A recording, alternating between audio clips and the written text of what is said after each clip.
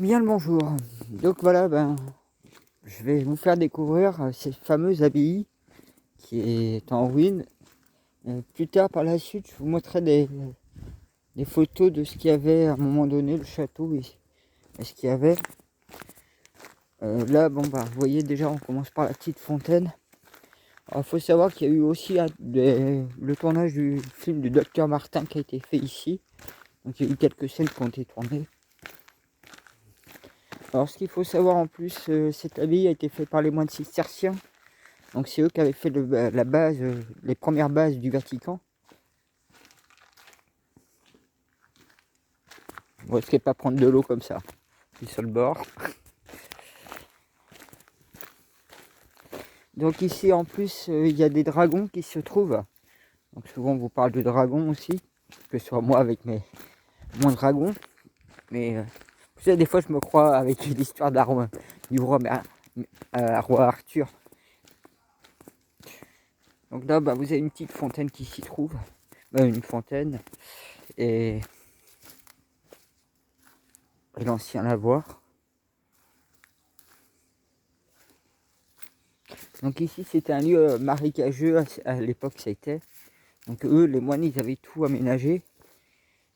Et donc dans ces bois est caché justement une fameuse rune et ce grand trésor. Vous voyez, j'ai un collègue, mon allumage il dit auprès d'une cabane, mais des trucs comme ça vous en trouvez partout dans le bois.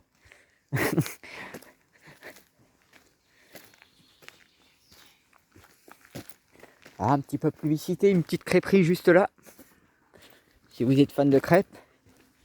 Donc ouais, ici il y a eu justement si vous reconnaissez, c'est là où il y a eu les tournages de faits de Docteur Martin.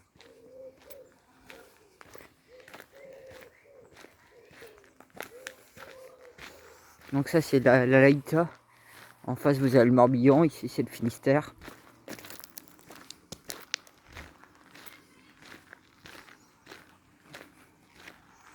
Donc un chêne qui est plusieurs centenaires.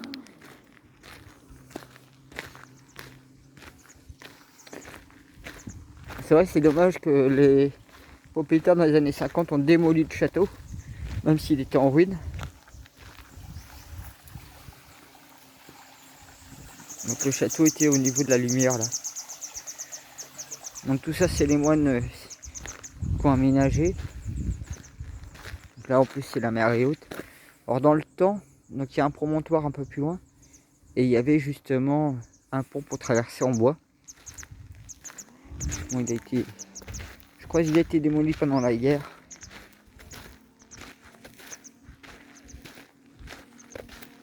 Donc la petite crêperie que je vous disais, dans ce cadre magnifique. Je crois que là-haut c'est un château certainement. Il y a les gens qui sont en train de faire du canoë.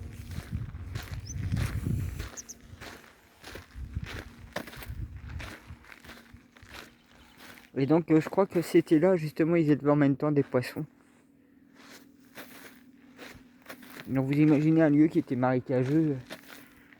Ils ont fait de sacrés travaux à l'époque. Donc je dirais pas que le portail est officiel. Il daterait plus en fait à l'époque où le château y était. Mais comme le château n'existe plus du tout, il reste un maigre morceau et c'est le morceau le plus important qui reste en plus. Donc vous voyez, je vais m'approcher de la grille. Et donc là c'était au niveau au fond là, où il y a le commencement de la pierre, où était justement le château. Où même les Allemands, je crois qu'ils étaient aussi réfugiés là. Donc un autre chêne, même deux chênes qui sont 200-300 ans. Et ça c'est des arbres qui sont vraiment magnifiques.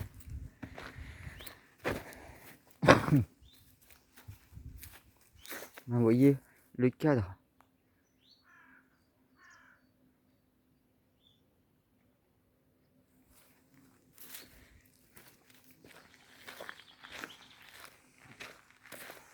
Donc un des logis qui a été restauré.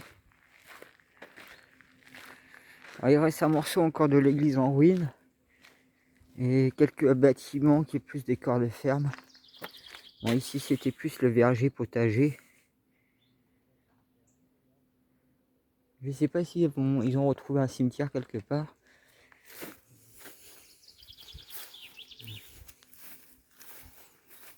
Un petit cerisier.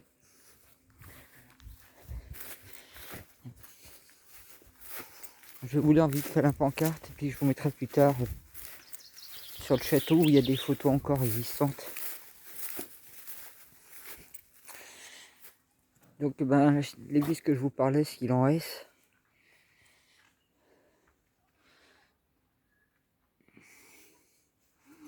Donc je vais vous lire. C'est la commune de Clore-Carnouët. Oh, ça c'est du breton. Hein. Bienvenue au site abbaye de Saint-Maurice, entre bois et rivière. En 1177 a été fondé au cœur de la forêt de Carnouët le monastère cistercien de Notre-Dame. Il prendra au plus tard le nom de son fondateur, Saint-Maurice. La terre était hostile, marécageuse, envahie de serpents, parcourue par les loups. On a vu l'époque aussi. Parce que ben, le Vatican, hein, j'ai fait plusieurs recherches. Hein. C'est vraiment, il date, je crois, c'est 1929. Hein, ou un truc comme ça. Donc c'est tout récent. Un parfait accord avec la nature qui reprend ses droits. Durant 6 siècles, des moines font vivre ce domaine en organisant un espace autour de l'abbaye pour une parfaite existence autarcique. Puis au 19e siècle, un château a remplacé ce qu'il restait de l'abbaye. Ensuite, le temps a conduit le domaine à l'abandon et à la destruction. La salle capitulaire est le témoin essentiel de l'historique des lieux et en découvrant le logis et ses expositions en parcourant le parc avec un autoguide, vous pourrez découvrir les traces de ces différentes époques. Vers la renaissance d'un site en 1991 par le Conservatoire de l'Étoile, acquis dans le domaine de 123 hectares depuis. Il a engendré un ambitieux programme de restauration en tant que du bâtiment que forestier. Il aide dans cette mission par de nombreux partenaires, commune de Clore-Carnouët, département du Finistère, région Bretagne, État, communauté européenne. La commune de Clore assure la gestion de tout le domaine et accueille des visiteurs. L'Office national des forêts met en œuvre la gestion de la partie boisée. Donc il y a presque 120 hectares de bois, vous voyez. Hein. Donc si un jour vous venez dans le secteur, hein,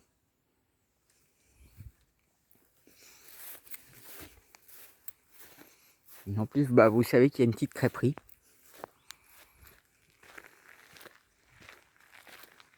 Alors en face la commune qui se trouve, le territoire, je vous ai dit c'est tellement bien, c'est la ville de Guidel.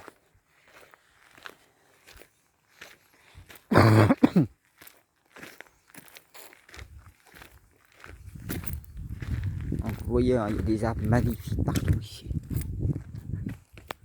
Vous imaginez le chêne, comment il est magnifique. Donc tout au fond, dans l'anse, c'est là-bas où vous trouvez les dragons.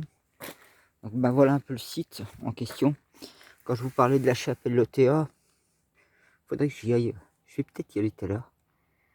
Nous, voilà, on en est ici. Donc, vous voyez toute la grande forêt que ça fait. Excusez-moi. Il y avait un château, le château des rois, qui se trouvait dedans. Il y a plein de choses qui se trouvent dans cette forêt. Il y a des trucs mégalithes, il y a tellement de choses. Enfin, c'est un endroit où, franchement, vous pouvez y aller, vous allez découvrir plein de trucs dans ce bas. Que vous n'aurez jamais pensé. Donc, je vais prendre par là, pour vous faire le tour un peu de l'abbaye. Vous voyez, les murs s'effondrent énormément. C'est ça qui est un peu dommage.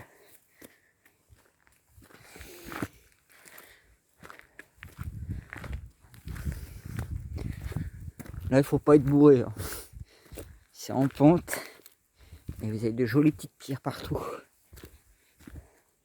Donc, vous voyez, hein. Là, c'est complètement effondré. Ça fait, à vue d'œil, presque 4 mètres de haut. Hein. Vous voyez. Hein.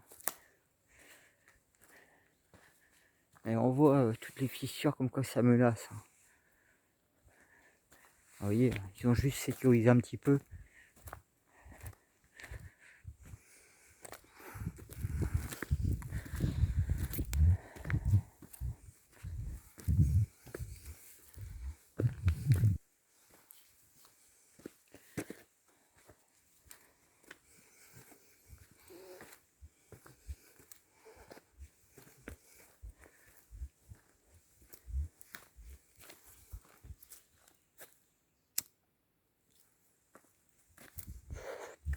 Ça, c'est du charme.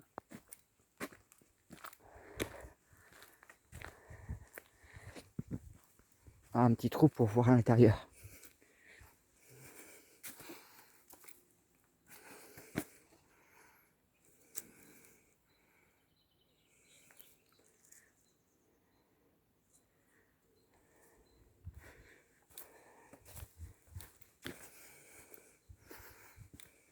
Vous voyez, ici, c'était une ancienne porte.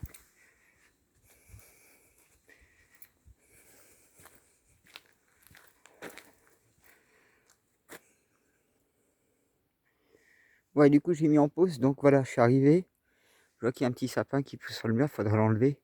Sinon, ça va détruire le mur. Parce qu'il est vachement propre, là. Donc, j'arrive par l'autre entrée. Je dirais l'entrée de la ferme. Vous voyez, hein.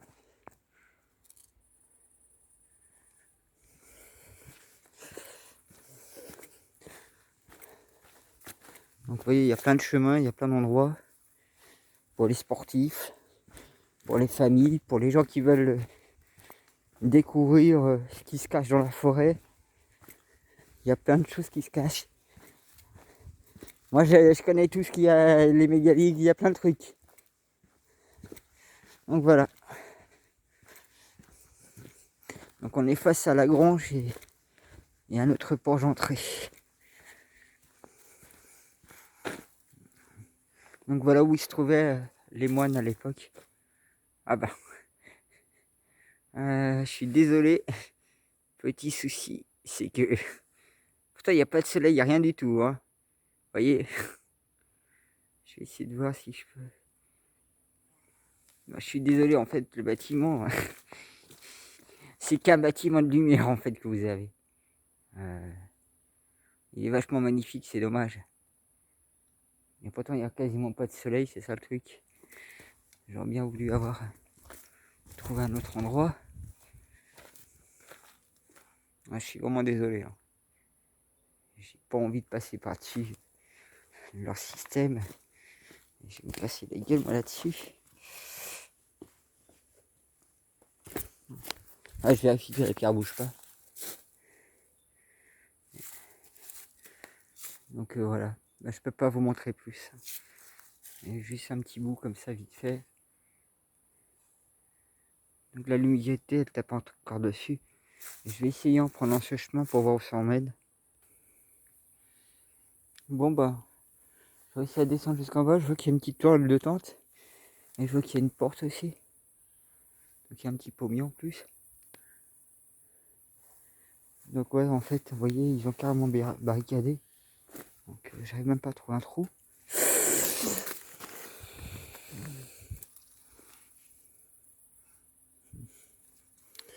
Je vais essayer de voir si j'arrive à trouver un moyen pour aller de l'autre côté en face.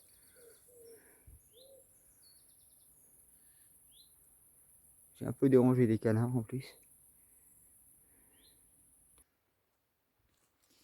Ouais, je viens de croiser un long blanc. Je ne savais pas que dans le plan méta non visible, hein, c'est dans un méta spirituel, on va dire.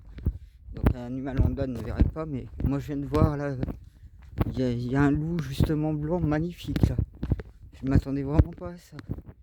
Comme quoi qu'il garde juste derrière là. Je suis étonné. Je sais qu'il y a tellement de choses ici, mais c'est la première fois que je vois ça. C'était franchement.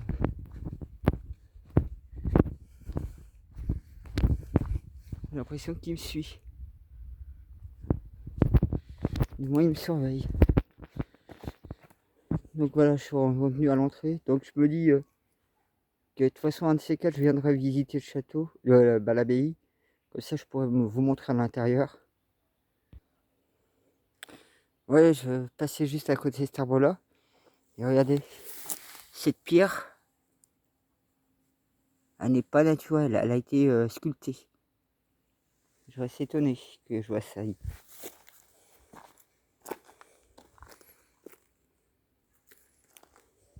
Donc ouais, bah, du coup, ouais. Ouais, il est juste... je le sens, il est juste derrière.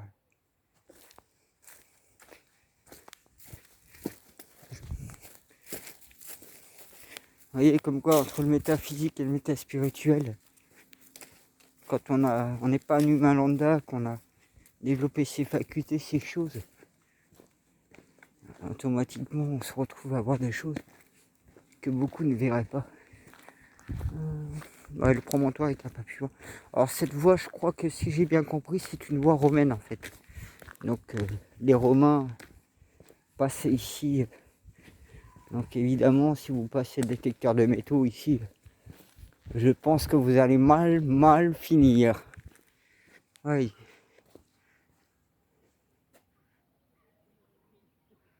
Elle est juste derrière. Ouais, puis il y a des gens, donc du coup elle va pas trop s'approcher. Mais elle arrive à me surveiller de loin en plus.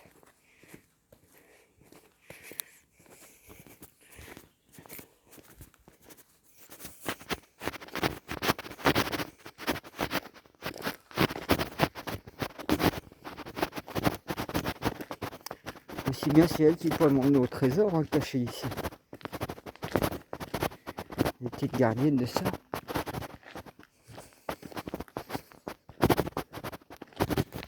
Allez, cet arbre, comment il est énorme.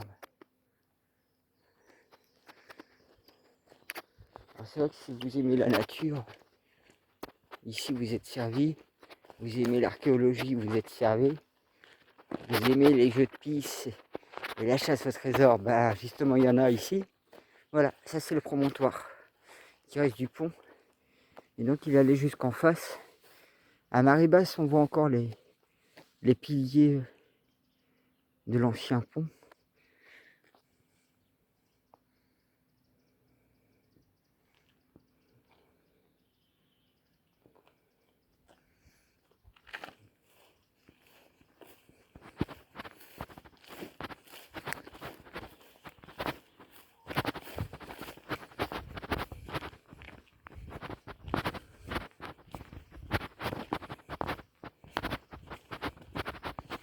Alors, je regarde si jamais il me suivent, mais là, je vais peut-être ainsi qu'elle la suivre, voir ce que ça l'emmène.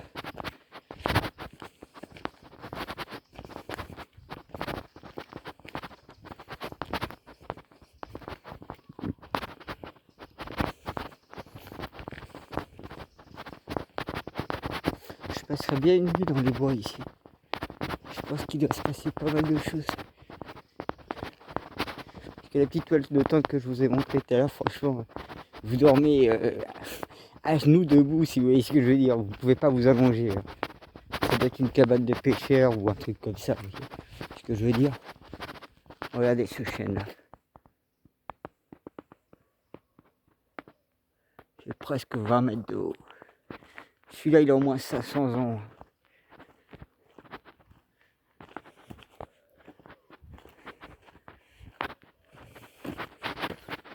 Bon, je vais le mettre encore en pause.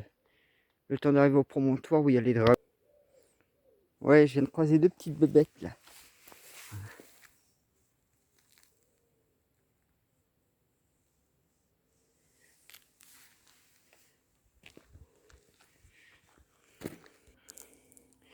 Bon bah ça y est, on est arrivé presque au promontoire.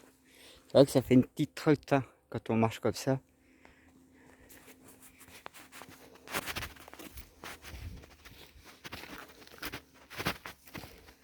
Alors je sais pas, je suis motivé ce soir de rester dans la forêt là. À me balader là. Et à voir et à découvrir.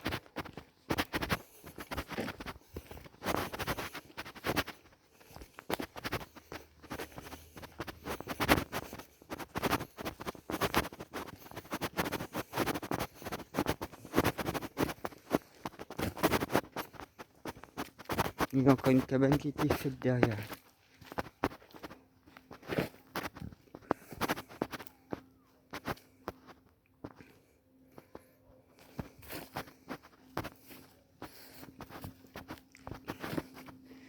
Donc voilà, les dragons sont par là.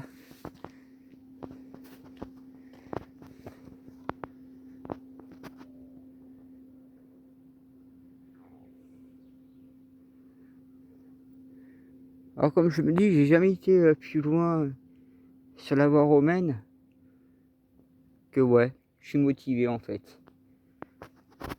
Donc bah je vous reprends plus tard. Je remets encore en... Ah, je trouve, il est magnifique cet arbre là. Alors vous me direz, ceux-là aussi sont pas mal, mais celui-là surtout.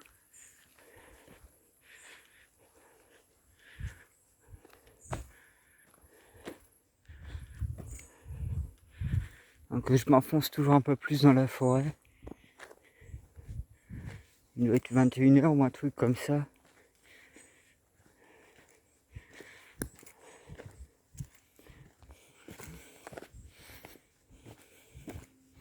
Alors des fois ces pierres là sont pas posées au hasard. Certaines sont justement pour délimiter certains terrains. Pareil, gigantesque. Si vous aimez les arbres, hein, qu'en 300-400 ans, voire 500.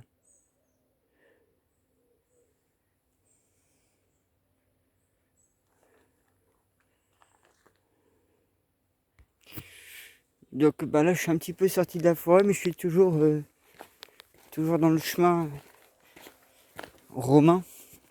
Donc ça c'est une voie romaine. Hein.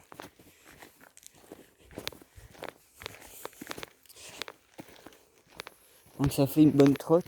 Je vois qu'il y a deux bois, deux prairies, une pâture qui a des génisses et une autre où ils ont fait du foin. Donc vous voyez, hein. Alors je sais pas jusqu'à où elle s'étend cette voie romaine, mais je suis décidé ce soir de parcourir et puis on verra pour rentrer si, sachant que j'ai rien prévu. Donc s'il me reste de la batterie, ce sera cool. Ou voir avant la nuit. Pour ça, je mets un petit peu en pause.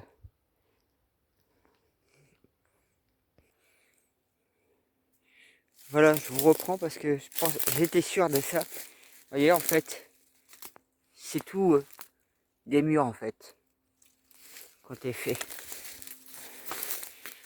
Vous voyez là.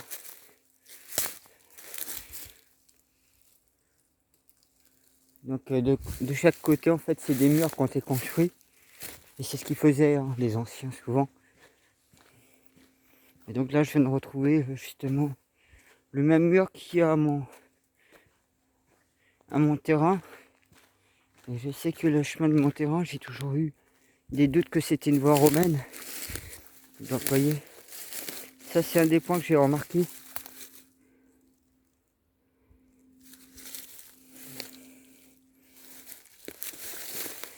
Bon bah je vais continuer. Découvrir jusqu'à où ça va. Bon bah, il y a deux choix qui se posent à moi. Soit je continue la voie romaine, ou alors je prends ce chemin. Mais je vais prendre ce chemin. Mais juste pour le fun, pour le soleil, je vais prendre un petit peu encore par là.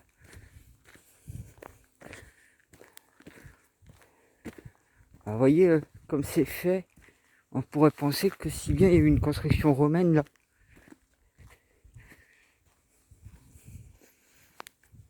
Donc, comme je vois qu'il y a un magnifique soleil derrière.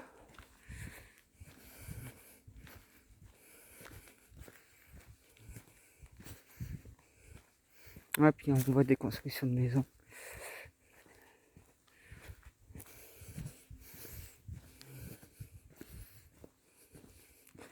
Ça fait quand même une sacrée trotte. Hein. Je sais pas combien de kilomètres. Et puis ça se voit que c'était une voie importante ici. Qui emmenait sur le Pouldu. Alors le Pouldu, c'est une ville qui est assez connue aussi pour le peintre Gauguin. Bon après vous avez aussi pas mal de personnalités. Il y a Jamel Debbouze qui a une maison au Pouldu. Il y a un joueur de foot aussi je crois. Enfin il y a pas mal de monde ici. Je sais même l'ancien ministre des Sports a une maison dans le coin.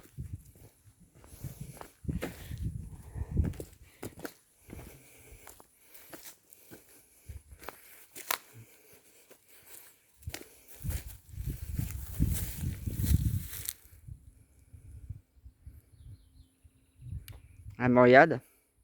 Bonjour, ça va?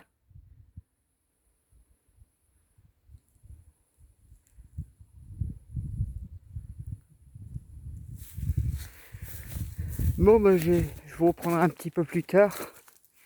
Continuer mon avancement dans les bois. Vous voyez, en faisant demi-tour, ce que j'ai trouvé, je trouvais ça marrant. Alors ça me fait penser, c'est au côté de la route, au niveau du pont, je sais qu'il y avait un poilu dessiné sur un arbre. Alors je ne sais pas s'il existe toujours. Non, vous voyez, hein, comme par hasard. En plus, il y a le soleil qui tape juste dessus. C'est trop... C'est comme, on pourrait dire, un signe. Petit smiley.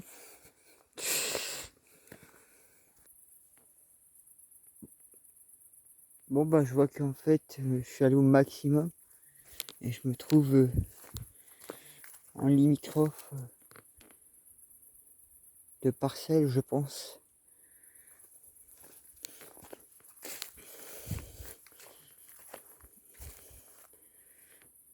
Du coup, en fait, c'était un cul-de-sac, le chemin. Moi, c'est pas grave. J'ai quand même un petit peu avancé par là.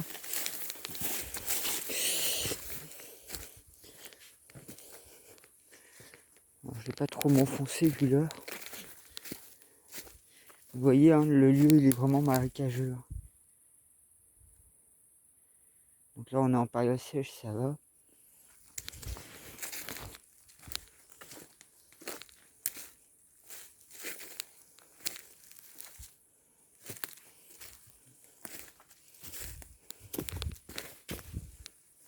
C'est même difficile d'accès. Bon, bah, moi, je vais vous laisser sur ce. Le temps de retourner sur mes pattes.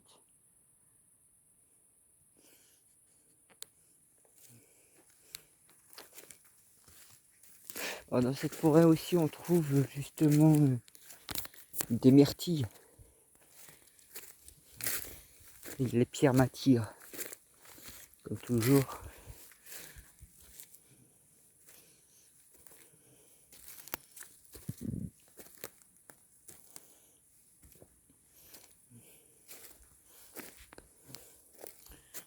C'est plus un chemin d'animal. Comme le soleil va pas tarder à se coucher. Tiens, des petits chiffres.